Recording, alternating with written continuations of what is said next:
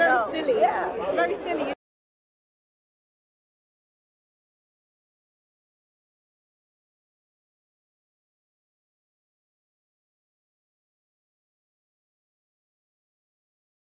Dr. Shabir, I wanted to just ask a little question on Allah, because we've had a lot of focus on the Trinity tonight.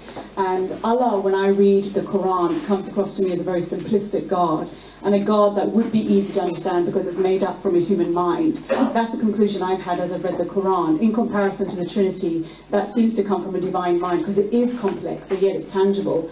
So if you could unpack a little bit more about Allah, the monad, the Tawheed, who to me seems very simplistic and therefore man-made.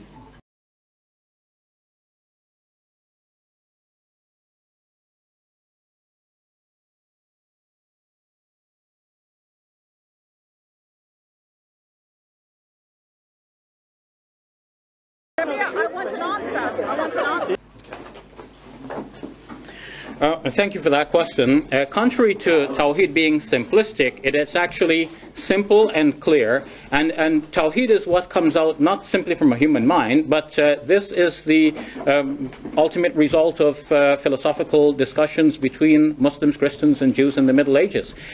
Thomas Aquinas and other Christian scholars worked out arguments for the existence of God, and they always arrive at the belief in one God. Never a trinity, never more than one. He's always the first cause. There's always one who is the first, not a second and a third. It doesn't mean that because the Trinity is complex, this means that it only would have been revealed, and that's why Christians accepted it. I've already shown that historically there were people who would accept even Paul and Barnabas as gods and make their sacrifices to them despite their protests. And that's not the only example in Acts of the Apostles of people just taking somebody to be a god just on a whim. And then the next moment they can discard that god and take another one. So that's how people took people to be gods. When Jesus preached in that environment, there would have been some people who would exaggerate his position, and we can see the exaggeration as we go from Mark to Matthew and Luke and then to John. Even among the Gospels, the same story is rewritten and it becomes something else. What are you to make, for example, of the idea that Jesus lays down his own life according to the Gospel according to John? And he says, "No man takes my life away from me." And he says he will not pray to be saved from the cross. Whereas in the first three Gospels, he does pray. He says, "Let this cup pass away from me, yet not my will, but yours be done." So he does submit to the will of the Father, but he actually obviously has a different will, initially at least. Whereas in the Gospel according to John, he has no different will. He came into the world specifically for this purpose. This is his mission. He knows it from the start, and he's deliberately doing it. Nobody takes his life away from him. He lays it down of his own accord, and then he has been given authority also to take it up again. So it's a different story.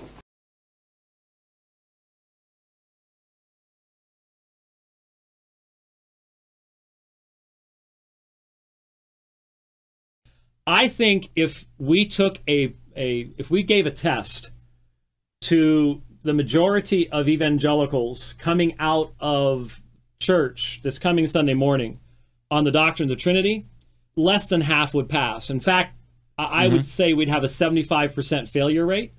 Yeah. And probably the majority would test modalistic. Where is the statement that God is one being in three persons? Well, it's not there.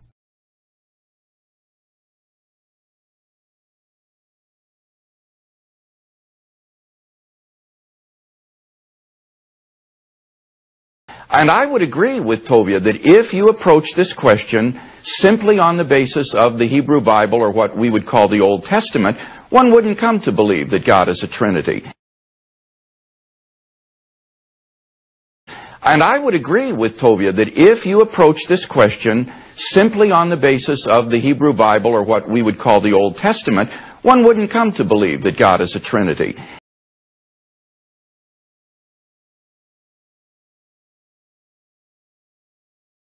Very silly, yeah. Very silly.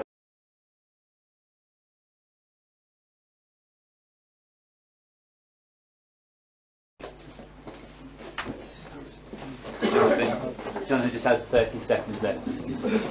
The question was, is the doctrine of Tawheed simplistic? I personally would prefer to go down the route of saying that God is a relational God. God, by definition, is the greatest conceivable being, and so the greatest conceivable being must have love as an essential inherent quality. And the God of Islam, Tawheed, cannot be essentially loving unless you want to say he's dependent upon his creation. Who was he loving before creation? So that's basically what I'd say on that.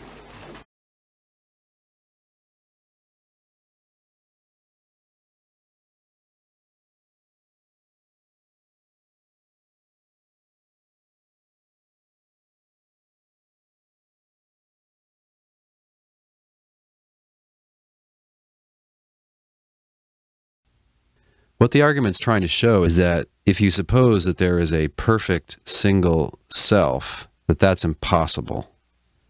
And the line of thinking in popular writings is usually, God is perfectly loving, so therefore he must eternally and independently of creation be engaging in the best kind of love. But then there must be another person within the divine nature for God to love. If God was a single person, then apart from creation, he'd only be able to love himself. And that's not the best kind of love, so God wouldn't be perfectly loving. The problem with these arguments is that I think they have a fallacy at their heart. It's this: God is perfectly loving only if God is perfectly loving. If I paraphrase that, I think you'll see why there's a fallacy there. What they mean is that God has the character trait of being a perfectly loving being only if God is actually loving someone else. But of course, you can have the virtue of being a perfectly loving being and not be actually loving anyone else, because being perfectly loving is a character trait, it's not an action. Imagine that you have a castaway who's abandoned alone on a desert island. Is he an honest guy? Is he disposed such that he will tell the truth to others? He may be an honest guy, but never have a chance to manifest that honesty. Is he compassionate? Is he disposed so as to care about when others are doing poorly? Sure, he might be, but he never actually has a chance to engage in compassionate actions or words while he's a castaway on a lonely desert island. It seems to me these arguments just don't get off the ground at the very first step. Never mind how we get that there are exactly 3 divine persons. I don't see how you get from 1 to 2, because I think you could be perfect in every way and be a single divine person. And yes, you could be perfectly loving as a part of that. And I don't think that you would be lonely or inadequate in any other way. As far as I know, this is where in the whole history of Christianity you see these type of arguments. In Augustine in the early 5th century, Richard of St. Victor in the 12th century, Richard of Oxford in the 20th and 21st centuries, and a few people inspired by him, like William Lane Craig and Stephen T. Davis. That makes this a tiny minority view among serious Trinitarian thinkers. Why is that? I think it's because it's not a convincing argument, but another reason could be this. The argument seems to make the most sense if the persons of the Trinity really are persons, that is, so many selves. Typically, with a person like Davis or Swinburne, the conclusion of this argument is that there are multiple selves in the one God.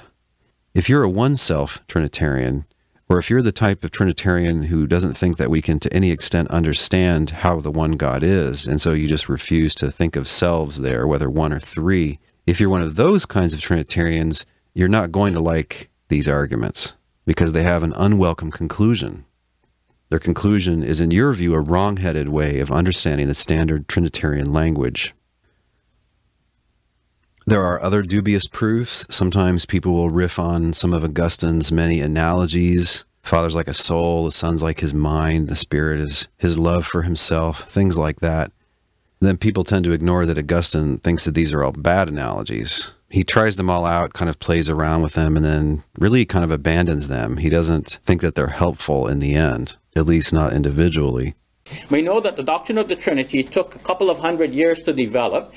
Christians got together in the Council of Nicaea in the year 325, and at that time they ruled that Jesus is very God of very God. And they said, we also believe in the Holy Spirit, but they did not say anything about the Holy Spirit being God or that the Holy Spirit should be worshipped. They had to come back in the Council of Constantinople in 381, and that is when they ruled that the Holy Spirit should also be worshipped along with God the Father and the Son. So that shows a development in the doctrine. If you go back even earlier to the Apostles' Creed, which is from the 2nd century, it doesn't even say the Son is to be worshipped. So now we have 3 creeds. The Apostles' Creed, 2nd century.